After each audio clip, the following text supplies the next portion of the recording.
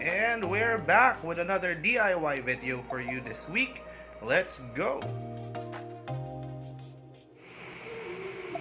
For today's video, we're going to install the Raizin Volt stabilizer. Alright, so let's do a quick unboxing of the Raizin Volt stabilizer kit to know ano yung mga kasama dun sa kit na yon and what will be the things that you have to expect pag bumili ka rin ito. So I bought this in Lazada again, and what it comes along with are the following. Number one, of course, yung ating hardware. So it comes with nuts and bolts, and it also comes with your anchor, the metal anchor. Ito yung install natin dun sa negative battery terminal. And it also comes along with ground cables. There are 3 ground cables, different length, one long, one medium length, and one short. Okay, so ang masasabi ko lang dito sa ground wires niya, medyo manipis. Tingin ko mga gauge 10, gauge 8, I don't know, but it's very thin. But since it's a ground wire, it doesn't have it won't use electricity naman to pass through it. That's okay. But yeah, it's thinner compared to yung mga HKS grounding kits na nabibili natin in the market, whether original or hindi. Mas manipis siya kaysa doon. And lastly, ating Raizin Volt stabilizer itself. So the stabilizer has 2 connectors. It's color-coded naman, one red going to the positive terminal of the battery and one black going to the negative terminal of the battery. So just quickly lang, ang function talaga nito is to stabilize the voltage ng sasakyan. So what happens kasi in your engine is that your alternator produces the electricity for all the electrical parts of your car. Now, any excess electricity that the alternator produced, that is automatically taken by your battery. And during the transport, sometimes merong mga ligaw na electricity, and that's what we call voltage noise. So the stabilizer itself will help you regulate that noise and make sure that it's used 100% of the time. Now, this is more applicable for older versions ng mga batteries, yung mga acid type, kasi the older versions do not have the stabilizer function. But nowadays, the cars of today, especially the batteries of today, they're like a big stabilizer, volt stabilizer already. So we'll see later if this will help the current battery that I have. I have Amaron. And we'll see if there are any performance improvements, electrical improvements with the vehicle to verify if maganda ba talaga yung ating volt stabilizer. Okay, so see you in the next clip. Bye! Alright, so before we install the volt stabilizer, check muna natin yung current idle ng sasakyan ko. It's currently at 1,400 RPM. Binuksan natin yung aircon. It's still roughly over 1,000 RPM, and it's not a cold start. Kanina pa ito nakabukas, so medyo mataas yung idle. Now, to start with the installation, una natin tatanggalin is yung positive and yung negative terminal ng batteries. Now, once it's disconnected, kunin natin yung volt stabilizer, and with the color-coded cables, attach the negative terminal of the volt stabilizer onto your negative terminal of the battery.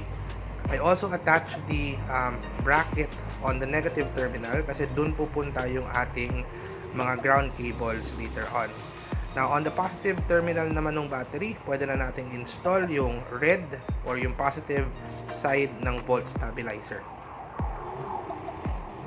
Alright, so after installing your positive and your negative terminals ng inyong volt stabilizer, reinstall your battery terminals, and using the double-sided tape that came along with the package, position your volt stabilizer inside your engine bay. Sa akin, sa ibabaw ko nilagay.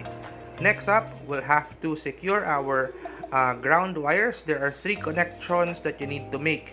So, negative terminal of the battery to the body ground, that's one, and the negative terminal of the battery going to your engine or yung engine block, and from the engine block to the body ground. Alright, so the kit already comes along with a bracket where you can install your body grounds. Aside from that, it comes along with nuts and bolts, so you'll have to use a size 4 Allen wrench and a size 10 open wrench to secure your grounding kit.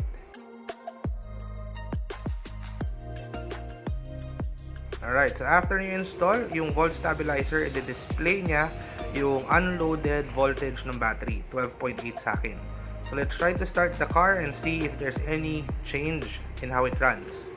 So initial reaction is that the idle kanina nasa 1,500, now it went down to 1,000, and when we switch the air conditioning off, bumaba siya, pero naglalaro lang siya sa 700 to 800, which is still normal idle.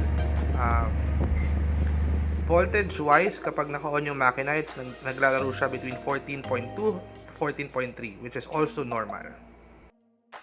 Alright, when you turn the engine off, the voltage stabilizer will start to count down. So from 14, it will go down to 13 hanggang mag-stabilize siya dun sa normal voltage ng battery mo unloaded, around 12.5 to 12.6. Ayun, so tapos na natin install.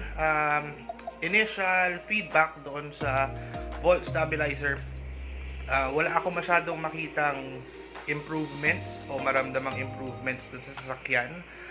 Maliban dun sa, of course, yung idle ko nag-normalize, bumaba siya, unloaded, naging 1,000 to 1,100.